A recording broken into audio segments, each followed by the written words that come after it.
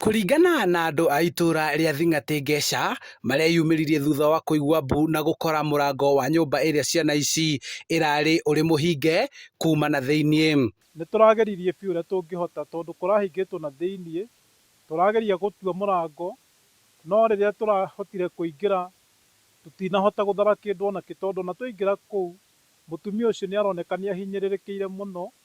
Rĩu tũkĩingĩra tũrakora ciana already nĩ njuru tũracirutaga ciĩ makara. Nyina wa ciana ici Lucy Wambui arauga aratigire ahingĩra ciana ici agaciethere gĩa kũrĩa, agĩkũĩra mwana ũrĩa mũkũrũ nĩwe ũrakirie mũcumaa ũrĩa ũracokire gũtambia mwaki na gũcina nyũmba na ciana.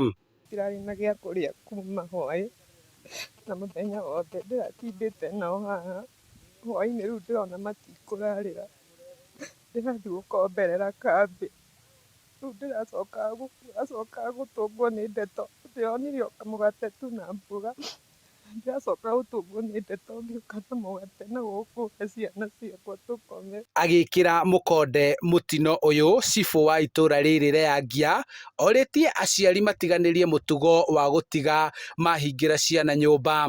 Nikauliza mtu akienda anaenda na mtoto wake, asiache mtoto nyumbani peke yake, ama anatafuta mama mwenzake ama neighbor anaachia mtoto badala ya kuacha mtoto nyumbani akiwa peke yake.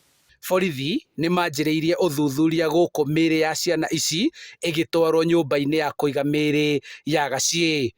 Handũ-inĩ ha Inooro TV kuma Thing'atĩ Ngeca Limuru kaũntĩ-inĩ ya Kiambu, njĩtagwo Charles Gĩkunga wa Kariũki.